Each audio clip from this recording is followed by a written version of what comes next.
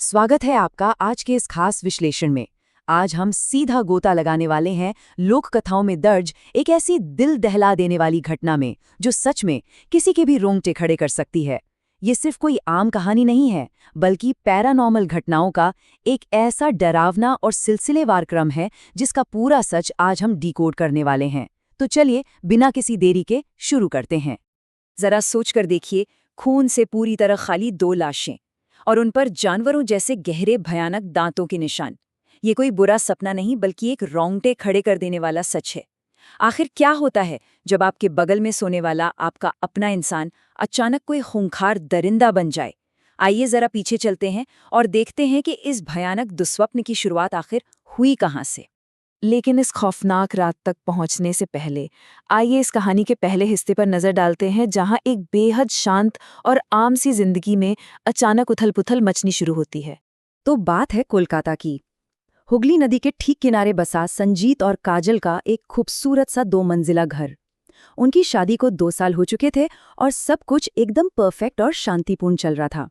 अब यहाँ इस हुगली नदी के किनारे को ध्यान में रखिएगा, क्योंकि यही वो जगह है जो आगे चलकर इन सारी खौफनाक घटनाओं का केंद्र बनने वाली थी।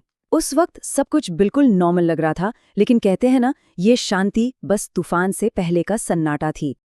अब हम अपने विश्लेषण के दूसरे हिस्से की तरफ बढ़ते हैं। यहीं से शुरू होते हैं वो अजीबोगरीब और डरावने बदलाव जिन्हें आप अलौकिक शक्तियों के शुरुआती संकेत कह सकते हैं। काजल के बर्ताव में आ रहे इन खौफनाक बदलावों को हम बिल्कुल किसी बीमारी के लक्षणों की तरह क्रोनोलॉजिकल ऑर्डर में समझ सकते हैं। देखिए, पहले चरण में क्या होता है। काजल घंटों तक बिना कुछ बोले अंधेरी हुगली नदी के पानी को बस घूरती रहती थी। फिर आता है दूसरा चरण, जहां वो अचानक से रोजाना लाल साड़ी पहनने लगी और सफेद शंख की चूड़ियां खनकाने लगी। और तीसरा सबसे अजीब बदलाव, वो काजल जिसे मछली बिल्कुल पसंद नहीं थी, अचानक से भारी मात्रा में कच्ची मछली की मांग करने लगी और उसे खाने भी लगी। ये कोई आम मूड स्विंग्स नहीं थे, ये किसी अलौकिक प्रभाव के बिल्कुल स्पष्ट लक्षण थे। और फिर मामला सिर्फ अजीब बर्ताव तक नहीं रुका, बात शारीरिक प्रहार तक पहुंच गई। रात के घुप अंधेरे में संजीत गहरी नींद में है और अचानक उसे एहसास होता है कि कोई उसके कंधे को चबा रहा है। जी हाँ, चबा रहा है। जब वो हड़बड़ाकर उठता है तो उसे अपनी गर्दन और कंधे पर गहरे दांतों के निशान मिलते हैं, बिल्कुल वैसे जैसे किसी बहुत बड़े कीड़े ने काट लिया हो। खतरा अब सिर्फ महसूस नहीं हो रहा था, वो उनके बहुत करीब आ चुका था। और अब हम इस रहस्य के सबसे भयानक मोड़ पर आ गए हैं, जहां वो हल्का सा डर आधी रात के एक खौफनाक और डरावने सच में बदल जाता है। अब इस सीन को इमेजिन कीजिए। रात का सन्नाटा है और घर के बिल्कुल अंधेरे किचन से कुछ अजीब सी आवाजें आ रही हैं, जैसे कोई जानवर कुछ चबा रहा हो। संजीत हिम्मत करके दबे पांव वहां पहुंचता है और जो वो देखता है वो किसी की भी रूह कपा दे। उसकी अपनी पत्नी काजल अंधेरे में बैठी 4 किलो कच्ची मछली बैर रहमी से नोच नोच कर खा रही थी। उसके होंठों, दांतों और उंगलियों से लगातार खून टपक रहा था। ये नजारा दिमाग को सुन्न कर देने के लिए काफी था। और तभी काजल की नजर संजीत पर पड़ती है। उसकी आंखें बिल्कुल खून की तरह लाल हो चुकी थीं। बिना कोई पल गवाए वो किसी शेर की तरह संजीत के सीने पर छलांग लगा देती है और उसके दांत, जो असामान्य रूप से लंबे हो चुके थे, वो सीधा संजीत की गर्दन में गड़ जाते हैं और वो उसका खून पीने लगती है। लेकिन संजीत के होश तब पूरी तरह उड़ जाते हैं जब उसकी नजर काजल के पैरों पर पड़ती है। उसके पैर उल्टे थे। लोक कथाओं में उल्टे पैर होना किसी शैतानी साये का सबसे बड़ा सबूत माना जाता है। और यही वो पल था जब संजीत की हिम्मत जवाब दे गई और वो वहीं बेहोश हो गया। अब देखिए, अगली सुबह जो होता है वो और भी ज्यादा दिमाग खराब करने वाला है। जब संजीत की आंख खुलती है तो घर में सब कुछ बिल्कुल नॉर्मल और शांत था। काजल आराम से नाश्ता बना रही थी, मानो रात में कुछ हुआ ही ना हो। लेकिन ये कोई सपना नहीं था। सबूत संजीत के सामने थे। फ्रिज से वो पूरे 4 किलो कच्ची मछली सच में गायब थी और संजीत के शरीर पर वो दांतों के गहरे निशान अभी भी मौजूद थे। इस डरावनी सच्चाई ने उसे अंदर तक हिला दिया और उसे समझ आ गया कि उसे मदद की जरूरत है। वो तुरंत शोभा बाजार के एक पुराने तांत्रिक के पास पहुंचा। तांत्रिक के पास पहुंचते ही इस कहानी का चौथा हिस्सा शुरू होता है, जहां हमें लोक कथाओं की एक बेहद खौफनाक किंवदंती यानी शक्चुनी के बारे में पता चलता है। तांत्रिक ने संजीत की बात सुनते ही बिना एक पल की देरी किए इस रहस्यमयी शक्ति को पहचान लिया। उसने बताया कि काजल पर कोई आम साया नहीं बल्कि एक शाकचुन्नी का कब्जा है। अब ये शाकचुन्नी क्या होती है? लोक कथाओं के अनुसार ये एक ऐसी महिला की भयानक आत्मा होती है जिसकी मृत्यु शादी से पहले हो जाती है। अपनी अधूरी इच्छाओं को पूरा करने के लिए वो किसी शादीशुदा महिला के शरीर पर कब्जा कर लेती है और इस वक्त काजल का शरीर पूरी तरह से उसी आत्मा के कंट्रोल में था। तांत्रिक ने शाकचुन्नी के काम करने का तरीका भी समझाया, जो सच में रोंगटे खड़े कर देता है। ये सबसे पहले क्या करती है? ये वश में की गई पत्नी की दिनचर्या की बिल्कुल सटीक नकल करती है। फिर धीरे धीरे अपनी वो सारी अधूरी इच्छाएं पूरी करती है।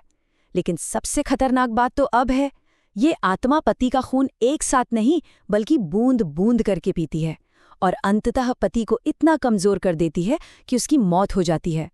मतलब संजीत की जिंदगी पर अब एक टिक टिक करता हुआ टाइम बॉम्ब लग चुका था, जिसे रोकना बेहद जरूरी था। और यहीं से हम पहुंचते हैं इस विश्लेषण के सबसे खौफनाक क्लाइमैक्स पर, जहां तांत्रिक और उस आत्मा के बीच एक जानलेवा झाड़ फूक का खेल शुरू होता है। संजीत किसी तरह तांत्रिक को अपने घर ले आता है और वो अंतिम अनुष्ठान शुरू होता है। अब यहां ध्यान दीजिए कि चीजें कितनी तेजी से बिगड़ती हैं। जैसे ही तांत्रिक अपना पहला मंत्र पढ़ना शुरू करता है, घर का तापमान अचानक से बिल्कुल बर्फ जैसा ठंडा हो जाता है। काजल की आंखें एक बार फिर खौफनाक लाल हो जाती हैं, उसके बाल हवा में बुरी तरह बिखर जाते हैं और वो एक भयानक आवाज में गुर्राने लगती है। वो अब पूरी तरह से उस खौफनाक शाकचुन्नी में ट्रांसफॉर्म हो चुकी थी। तांत्रिक के मंत्र उसे भगाने के बजाय उल्टा उसे और ज्यादा भड़का रहे थे। तांत्रिक की सारी विद्या, सारे मंत्र धरे के धरे रह गए।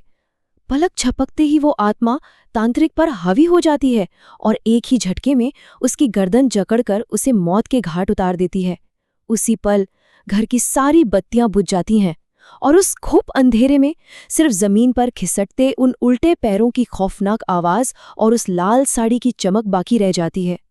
तांत्रिक को खत्म करने के बाद वो शाकचुन्नी एक दिल दहला देने वाली चीख के साथ वापस संजीत की तरफ मुड़ती है। और इसके बाद हम आते हैं उस दर्दनाक सुबह पर और उस खौफनाक साई पर, जो इस घटना के बाद भी हमेशा के लिए पीछे छूट गया। अगली सुबह जब पुलिस को खबर मिलती है और वो उस घर में दाखिल होते हैं, तो नज़ारा बेहद खौफनाक था। संजीत और तांत्रिक दोनों की लाशें फर्श पर पड़ी थीं। दोनों के शरीर पर गहरे दांतों के निशान थे और सबसे डरावनी बात, दोनों के शव बिल्कुल सफेद पड़ चुके थे। शरीर में खून की एक सिंगल बूंद तक नहीं बची थी। शाकचुन्नी अपना काम कर चुकी थी और काजल का नामो निशान तक वहां नहीं था। वो हवा में ऐसे गायब हो गई जैसे कभी वहां थी ही नहीं।